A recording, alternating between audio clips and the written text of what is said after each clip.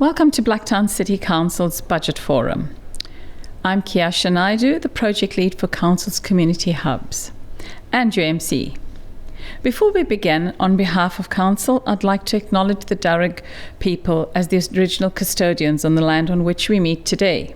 We pay our respect to elders past and present and acknowledge the Aboriginal people for their custodianship of this land. The aim of this forum is firstly to present, in broad terms, Blacktown City Council's draft budget for the coming financial year and the wider council plans for the next 20 years. How exciting.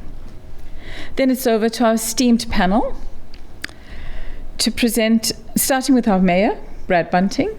Welcome, Mayor. And who's voted in as our new Mayor following the recent sad passing of Mayor Tony Bleasdale, OAM. Welcome, Mayor. Mr. Mayor, can I invite you to say a few words before we introduce your fellow panel members? It's a privilege to be elected the Mayor of this great city. But in saying that, also the sad news of the passing of our late Mayor, Tony Bleasdale. Tony was a great advocate for Western Sydney, and this forum gives us an opportunity to build on his legacy, to be able to use this, to be able to have a city that we can live, work and play. Thank you, Mr. Mayor. And now to our panel. On my right, we have Nikki Lodge. Welcome. Thank you. General Manager and Director of Sydney West Sports Medicine. Thank you for having me. And Samantha Prescott, the Chief Operations Officer of Food Bank New South Wales, ACT. Welcome. Thanks for having me. To my left, next to Mayor Bunting, we have Dr. Valentine Mukuria, Campus Dean of the Australian Catholic University right here in Blacktown. Welcome. Thank you for having me. This is the Budget Forum, so let's have a look at Council's budget plans. As your new Mayor, I'm delighted to present Blacktown City Council's draft budget and operational plan for the coming financial year. Council's $758 million budget strikes a balance between meeting the needs of our growing population and transforming Blacktown into a modern, sustainable city. This balanced budget and operational plan is built on Council's platform of sound financial management. The budget will deliver the high-quality community services and facilities that our residents and businesses expect and deserve. This budget will ensure that Council meets and exceeds our environmental targets. Council is committed to working with our community, organisations to help and support those in need. My message is clear. This budget will be a legacy to the vision, service and dedication devoted to Blacktown City by our late Mayor, Tony Bleasdale. Blacktown City is one of the largest and fastest growing council areas by population in Australia. 435,000 people call Blacktown City home. Council's draft 2024-25 budget and operational plan will meet the increasing demands of a growing population. Council will deliver the infrastructure and quality services needed for our city to grow and develop sustainably. The budget allocates $135.1 million to major capital works. The budget allocates $377 million to maintain ongoing vital council operations, such as waste services, the city's award-winning libraries, and our high-standard kids' early learning childcare centres. Recognised as being among the best in Australia, Council has proved it can deliver high-quality, large-scale, transformational community infrastructure projects. In late 2023, we opened the Blacktown Exercise, Sports and Technology Hub. Situated in the Blacktown International Sports Park, BEST is a $100 million state-of-the-art facility for training, accommodation, sports medicine, rehabilitation, research and education. Council also opened the $39 million Blacktown Animal Rehoming Centre in Glendenning. BARC provides world-leading facilities in Western Sydney for domestic animal welfare, rehoming and education. Council is committed to the further redevelopment of the Blacktown City Centre. Planning is underway for Blacktown Quarter, the multi-million-dollar investment by the Walker Corporation that will transform the CBD. generate 4,500 permanent jobs, and inject hundreds of millions of dollars every year into the Blacktown city economy. Council's draft 2024 to 2025 budget provides a platform for many transformational projects, including the renewal of the Riverstone, Marsden Park and Mount Druitt town centres. The Dawson Mall redevelopment in Mount Druitt is the first step in Council's multi-million-dollar transformation. We are building a network of usable, safe and attractive public spaces at the centre of a thriving retail, commercial and residential Mount Druitt town centre. Council is working with the Minns government on a long list of projects supported by the Western Sydney Infrastructure Grants Program. $273 million is being invested in community projects throughout Blacktown City. An expansion of the PCYC at Shalvey, a new $40 million Leo Kelly Blacktown Arts Centre, an expansion and modernisation of the Blacktown and Mount Druitt swimming centres, a First Nations community centre in Mount Druitt to be designed in consultation with our local Aboriginal organisations, and a new community resource hub at Seven Hills. Blacktown City has more than 800 parks, reserves and sporting fields. Our budget provides an additional $7.2 million to upgrade facilities at council sports fields and courts. We are providing $16.2 million for new parks at Riverstone and Schofields. We have allocated $21.8 million for road and footpath improvements across the city. An additional $3 million is allocated for new roadworks in the growing areas of Riverstone, Schofields, Rouse Hill and Marsden Park. The budget allocates $58.9 million to improve and build drainage and stormwater services across the city. The draft budget provides funding for Council's ongoing core services and operations, vital in a modern, sustainable and growing city. This budget allocates $29 million for the operation of Council's Kids Early Learning Centres, supporting families in one of the biggest childcare operations in New South Wales. Our libraries play a vital role in our communities. $11 million will support Blacktown City's 5 libraries and our mobile library, as well as supporting new library services in Marsden Park.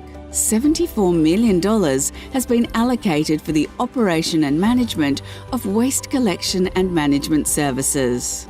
The draft budget provides $25 million ongoing funding for recreation, culture and education. These funds will support the operation of Blacktown City's 5 aquatic and leisure centres. The funds will also support the Leo Kelly Blacktown Arts Centre, recognised as one of the leading regional arts centres in Australia. The budget supports the operations and maintenance of Blacktown City's community centres and facilities. The 2024 to 25 draft budget also supports our customer service, administration and planning services. Blacktown City Council is committed to building a modern, diverse, multicultural city for our residents and businesses. The 2024-25 draft budget and operation plan supports this commitment through responsible financial planning and management. This budget lays the foundation for our city's sustainable growth and development for generations to come.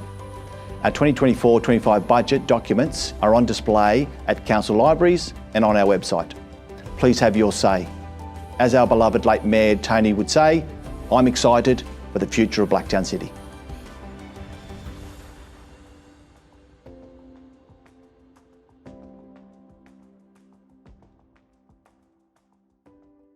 Thank you. What a wonderful and exciting news to see all the great work that's being done at Blacktown City Council and all the infrastructure we're providing for the fastest growing city in New South Wales. Now let's hear from our panel. I'd like to throw to Nikki first. Sydney West Sports Centre operates out of the new Blacktown Exercise, Sports and Technology Hub. Could you share with us, please, a little bit about the sports medicine and how the facilities at best will benefit our community? Yeah, absolutely. Thank you for having me tonight, Kiasha. Really appreciate it. So Sydney West Sports Medicine is a multidisciplinary allied health clinic. We've actually been located in the western suburbs of Sydney at Rooty Hill in the West HQ precinct for over 10 years now. So we have quite a diverse range of practitioners in our clinic, everything from physiotherapists, exercise physiologists, dietitians, podiatrists, chiropractors, specialised paediatric physiotherapy services, sports doctors, and the list goes on. So we really pride ourselves on having practitioners who are experts in their field. And whilst it is a sports medicine clinic and we do deal with a lot of musculoskeletal or sports injuries and manage athletes at the elite level or emerging athletes or just your everyday weekend warrior, we also do a lot more and look after people on the NDIS scheme, so who may have a disability, people who are returning to work after workplace injuries, Department of Veteran Affairs, Medicare patients, or just a private patient walking into the clinic and wanting assistance with their illness or their road to recovery from their injury. So the opportunity to be involved in a precinct like BEST, we opened the doors out there in October last year, has been phenomenal. The facilities are really second to none, and in my opinion that facility would really rival any elite facility in the country. So we're incredibly lucky to have that as part of our next footprint into expansion for the business, and work with great stakeholders out in the precinct such as ACU as well. It just means that that elite experience that you would expect of an athlete is now available to everyone within the community, can have that same opportunity.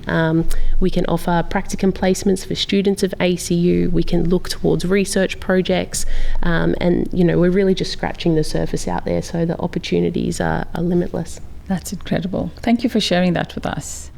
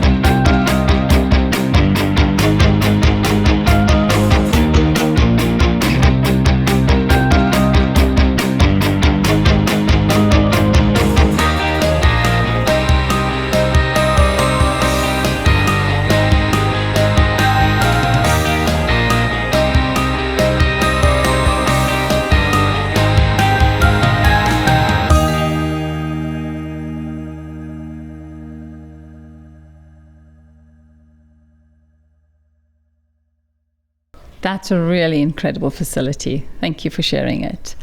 I'd like to now throw over to Samantha. If you could enlighten us on this. The cost of living has really impacted so many people in our community, and Food Bank is an organisation helping people when they are most at need. Please share with us the work Food Bank is doing and the greatest challenges you're facing. No problem. Thanks, Kiasha. So Food Banks, we're located at Glendenning. We've been a part of the Blacktown LGA for nearly 10 years now. Prior to that, we were at quite small premises at Wetherill Park, and we've expanded out here. At Food Bank, our mission is pretty simple. It's to feed Aussies in need anytime they need it. We currently work with about 700 community partners across the network, which is all of regional New South Wales as well as metropolitan. We believe in place-based, so we believe that local people and local knowledge, so they tell us what they need. By doing that, we have an online ordering system, so our community partners jump online, they order what they need from us as opposed to us going in and telling them this is what you need. So that's really important, that people have the dignity that because they can't afford food, they can get the food that they want. We currently also run a school breakfast program where we service 600 schools across New South Wales. In conjunction with the New South Wales State Government, we are expanding that program, and by 2027 we'll hopefully cover 1,200 schools in the region. That program is an excellent program. That means kids are going to school, they're not hungry. We've got great things from that. It means that they're able to learn better, get more out of their school days.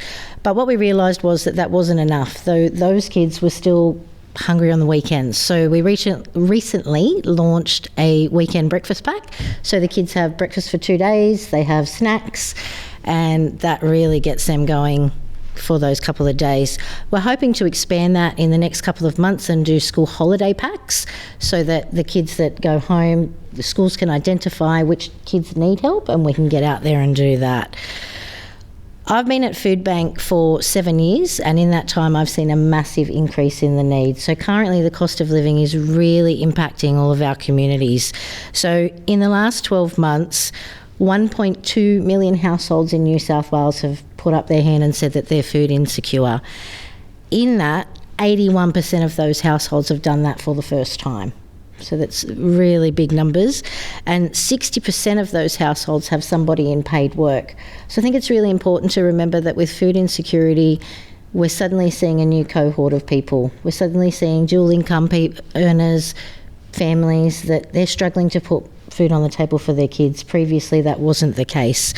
So that's a really big thing that's happening for us at the moment at Food Bank.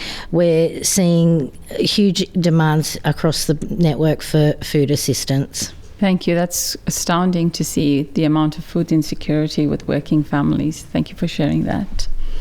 I'd like to now throw to you, Valentine, if you could please tell us about ACU and the partnership you have with Blacktown City. Can you update us on ACU's current status in Blacktown and what plans you may have for expansion? It's been a pleasure for having ACU in the Blacktown community. So just this year we celebrated our 3rd birthday, just in March. And what some people may or may not know was that the Australian Catholic University was the only Australian university to open a new campus in the midst of a global pandemic.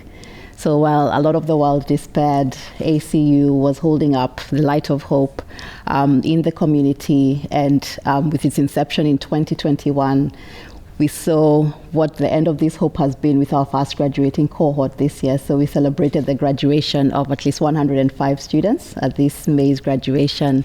And it's just that testimony to the sort of aspiration, ambition, and hope that the people of Blacktown have for that education. So we're here to meet the aspirational needs of the cohort in Blacktown that wishes to pursue a higher education. We do believe that higher education should be and is a universal right, and therefore we open up our doors for those who wish to access a higher education. And we're currently standing at 1,500 students and growing steadily. And one of our biggest exciting sort of next steps has been with the introduction of BEST, having our students having a quality learning experience at the BEST facility.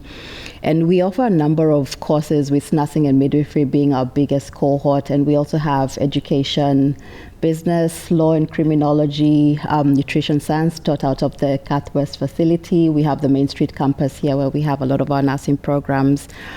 We also have foundational units that our students, prospective students would be able to take, as well as our online presence. And I definitely would invite anyone who's interested in pursuing an education at ACU to come to our open day on the 27th of July to find out much more about it. And I think, just as Nikki was saying, one of the things that has been a real big privilege is to be in the place and the space where we can live our mission that recognizes the dignity of the human person and works collaboratively with council, with a number of organizations around pursuing this common good. And we do this through the excellence in our teaching programs, as well as our research and community engagement programs. So we're in here to play with all the players in Blacktown to make sure that we are moving in a place where aspirations are things that are met in real time and with very real tangible outcomes.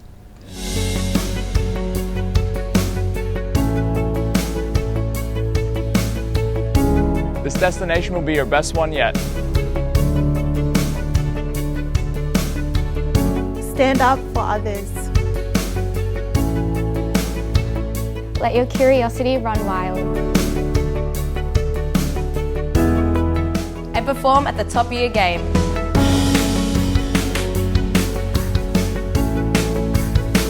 Study at a place that feels like home.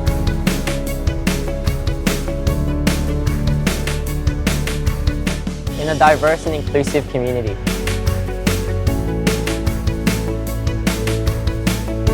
That comes with a world of opportunity.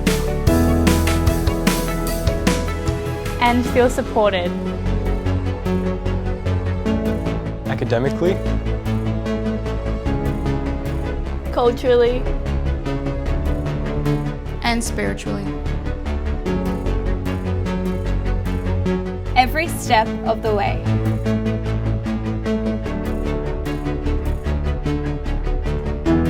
This is ACU Blacktown.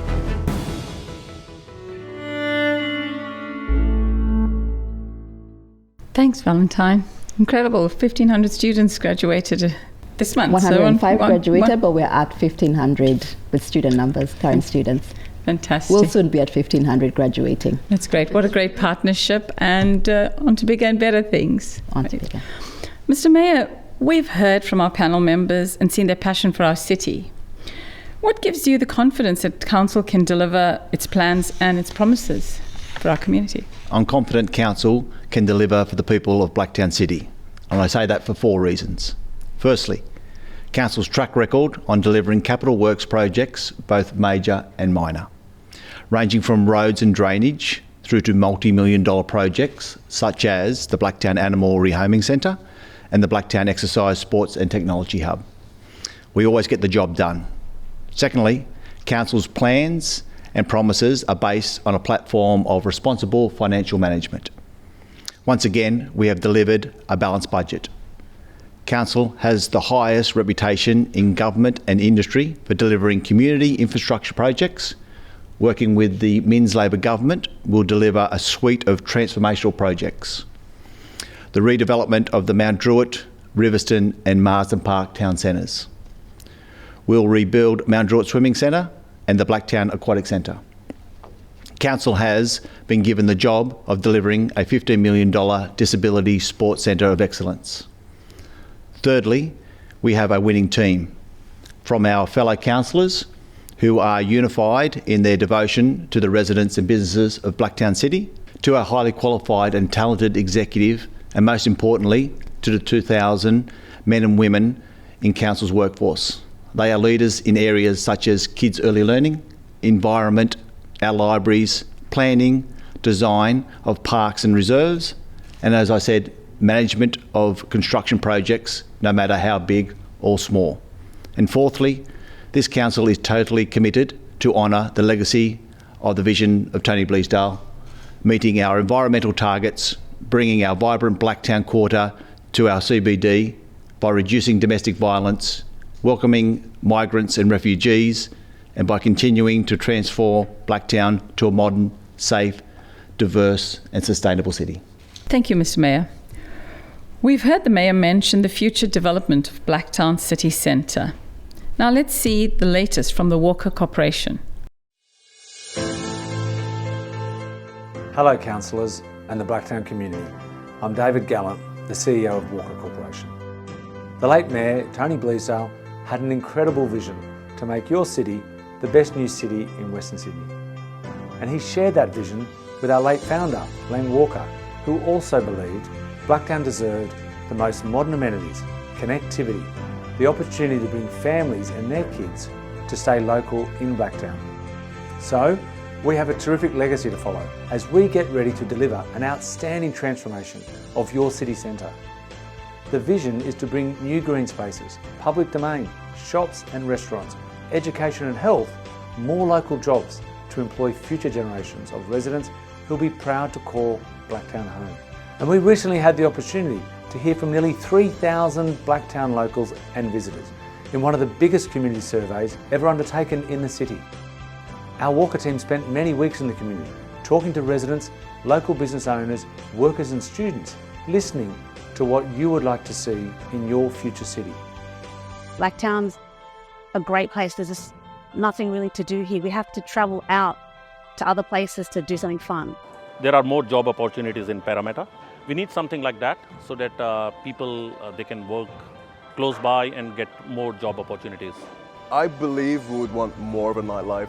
We would want more restaurants. We don't have that modern element in Blacktown yet, so we're really excited for some changes to happen. They've started, but there's definitely a lot of potential. As you've heard, Blacktown is ready for a revamp. It's pushing for a modern and sustainable new city, a centre that reflects the pride and the character of the Blacktown community. So we're looking forward to continuing to collaborate with Blacktown City Council and the community over the coming months as we look to finalise our master plan and we progress towards an exceptional new city centre.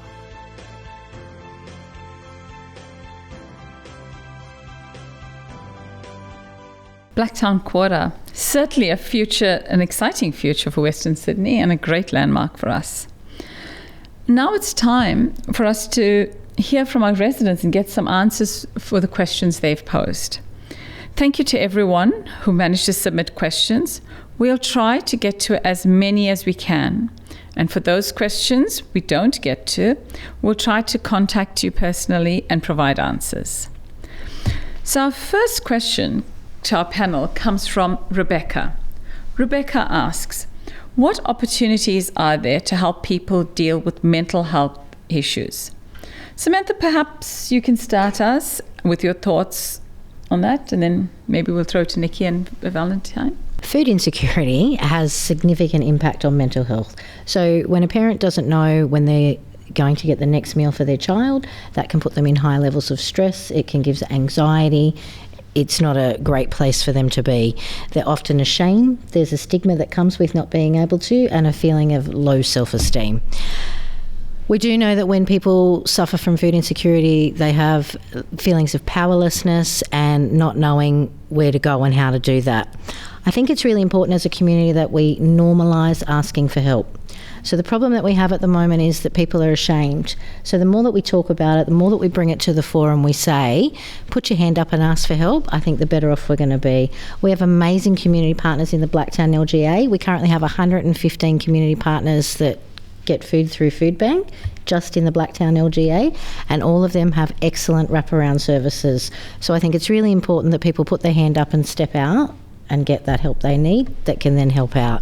The other thing for me that's really important is volunteering. So I don't think people realise the impact that volunteering can have on your mental health. So if you're feeling isolated or you're feeling a little bit lonely or a little bit down, volunteering can give you the benefit of socialising. It can make you feel better about yourself. So I would definitely love for people to take up arms and start volunteering a little bit more to help with their mental health. Thank you. That's very insightful. Thank you. Nikki, based on your work in the health industry and wellness space, what are your thoughts on this? Yeah, look, it's no secret that there's definitely some mental health challenges within the community. Just some numbers out of the Black Dog Institute highlights that 1 in 5 people will experience symptoms of mental illness in any given year. So in Australia, that's about 5 million people. But what the research also shows us is the benefits of exercise or engaging in some type of physical activity. So we know this reduces anxiety and depression. It improves your mood, improved concentration, increased energy, and really improving people's self-esteem and self-worth. So I think there's a lot to be said about engaging in exercise and physical activity, especially within a social setting. I know at Sydney West Sports Medicine we have many group classes that we run, whether it's in the gym or outside or in the pool doing hydrotherapy classes, and a lot of those people really enjoy engaging with other people, and it's great for their mental health. So I think there's a lot to be said for that. Thanks, Nikki. And Valentine, what's your thoughts on this? Could you share your thoughts on this with us, please? We definitely recognize the sort of impact that there is around the mental health issues. And I think what we find a lot in the student space is that stepping into higher education can be quite overwhelming in and of itself. And so at ACU, because we're concerned about the holistic development of our students, we tend to provide programs that not only focus on setting them up for success academically, so we have all the support structures around their academic pursuits, but we also have a number of programs that are student-facing, so student support-facing, and we have a number of teams with advisors who are on those front lines with our students, providing the different services that they need, ranging anything from the counseling and disability and carer support to other programs that students can tap into during their time with us. And I think I'd really like to underscore what Nikki said about the whole physical exercise and the sort of benefits that there are towards that. And we have like our student engagement programs, our ACU Life and ACU Sport, which focus quite a bit on working with students around different forms of engagement and just trying to get students moving away from sedentary lifestyles into actual active sort of sports and programs that sort will begin to alleviate some of the problems. So we do provide them with holistic support once they're with us at the university to ensure that we're supporting them not just with the academics but with all other facets of their life insofar as they're able to. We have a pastoral care team that actually looks into their holistic well-being and the questions on the meaning and purpose of life and what am I doing this for and that sort of thing. We have the sort of support the students can use to explore some of those really deep, meaningful existential questions that then really let them see the sort of role and impact that they have individually in their lives and on the spaces around them. Excellent. Thank you. Thank you all for sharing your thoughts on that. I think, Valentine, will stick with you still. Our next question comes from Michelle, and she asks, what avenues are available to support our community members to be better educated in financial literacy? I think that's an important point, really, isn't it? And to help us manage financial literacy during difficult times, I think particularly for women seeking help and financial independence. Are you able to give us some insights into that, please? Yep. So much broadly speaking, I think with some of the financial learning and literacy programs, some of them are embedded within our curriculum, like in business programs. We also have other programs that we've worked with community partners such as Seed West around the Employment Accelerator program, which has been an active real-time sort of experience where people can actually find jobs in real time by attending some of these accelerator programs. But I found that question a very suitable question, especially at this point in time, because it's a very focused approach on how we then deal with these sort of issues that are not only arising as a result of financial planning, but as a result of also people navigating how they can have that sort of economic stability. So one of the areas that I'm actually quite interested in exploring with this particular question is looking at how we design short programs that members of the community can be able to participate in to gain the sort of skills around the financial planning. But with the model that we have at ACU, it's a core design sort of program. So we have the experts who will come in with the academic end of things. However, with a program like this one, I'd really be keen to partner with different organizations as well as hear more closely from the community and with these women in particular, what sorts of things that they want to know, not just on financial planning, but then the sort of breadth of opportunities that can be open to them in the sort of economic independence space, looking at the various issues that often hold them back in many ways, but being able to break through those barriers with them to be able to deliver on not just literacy from a financial perspective, but then where they see their bigger significance in contributing through their economic independence into the Blacktown community. So beyond just a piecemeal addressing of the problem into a more sustainable way of projecting it into the future. Thank you, Valentine. So in response to your question, are you seeking organizations to contact you through the ACU? Yes, please. I'm always up for a coffee. So it's always like my one-way ticket into having these conversations. Because with ACU Blacktown, the partnership model really drives how we implement not just our teaching and learning programs, but our research and community engagement programs. And because these are issues that are of direct relevance to the community, we want to be able to co-design something that actually addresses that need, because it's one of the things that we've seen with different people's aspirations. Once the platform for the opportunity has been opened up, the world is their oyster. So what they can then contribute back as a result of that initial step will be much broader than just a piecemeal approach to it. And so we do welcome with open arms any community organizations that wish to work with us in this space. Thank you. Thank you. I might just throw to Samantha, if you're able to give us any feedback or response to the financial independence question we had. So we do. So look, again, my community partners, they're on the ground, and I know a lot of them are running programs already that are trying to empower women and come through with that. There's some fantastic initiatives that they're currently running that are being rolled out right through Western Sydney in high schools to empower young girls to take that financial literacy. And then whatever they're being taught in high school, they're then filling that gap so that when they go out into the real world, they've got real world experiences and that they can move forward for that. So I think it's an area that we as a community really need to spend a lot of time on, and it sounds amazing what ACU is doing with that, so that's a really big step forward. Thanks, Valentine and Samantha. Nikki, this next question's for you. Jonathan asks, can the general community use the new facilities at best? Excellent, great question. We actually get this a lot, so I would encourage local residents of the community, if they haven't been out to Best already, to come out and have a look, because they will be absolutely wowed. There is a synthetic pitch out there with soccer nets that the kids can kick a ball around and run freely. There is a 1.3 kilometre walking or running track. There's cycling paths. There's a fantastic playground with misting fields. So all these things are available right now.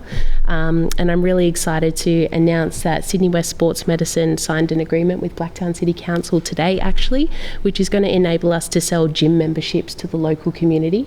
So that's really going to open up the door for them and be able to access strength and conditioning, recovery or performance programs in that bespoke space, as well as conditioning sessions on the field or the athletics track, and also recovery sessions in the aquatic recovery pool that we have there. So it is a fantastic facility and definitely open to the community to come out and give it a try. That's great. So you're launching the membership tonight? Yeah, announcing it tonight, and stay posted. So have a look on the Sydney West Sports Medicine social media pages, and there'll be more information to come about how people can buy memberships and get engaged in those programs. And that's exciting. Thank you. Mr. Mayor, the next question is for you. Jennifer asks, what is being done to reduce domestic violence in our community? That's a great question, Jennifer. Domestic violence is a scourge in lots of communities, and I feel like it's all our responsibility to do something about it. First of all, I'd like to recognise all the great work that's been done in the community to be able to reduce this, the different facilities that have been looked after, and the incredible job that our local domestic violence services are doing, even though they're underfunded and under-resourced. What I can do is I can guarantee, as the Mayor, the Council will keep as their number one priority in our Blacktown City Crime Prevention Plan as domestic violence. Council's already working with our Women's Advisory Committee to make sure that we're running campaigns to keep awareness up in regards to this, including our knit bomb. We've just established a domestic violence memorial grove in our showground, and Council was the first white ribbon accredited council in New South Wales. We can do more, and we will do more to reduce domestic violence in our city. Thank you, Mr. Mayor. Thank you to everyone for your thoughts, your experiences and insights. It's been very interesting. And thank you to everyone who submitted questions. Council officers will attempt to make contact with those who missed out. We've heard Council's plans, and we've heard a wide range of opinions and ideas for our growing city. Mayor Bunting, would you like to give us some closing remarks. Yes, first of all, I'd like to thank our panel members here tonight for giving your time up to come along. We've heard from education, health, and also our charitable cities, our organisations, what you're doing here in the space in Blacktown, which is fantastic. We'll continue to work with all the people in our city and also with our community to make sure that we've got a city that we can live, work and play in. Thank you. Thank you, Mr. Mayor. Thank you, everyone, for joining us today.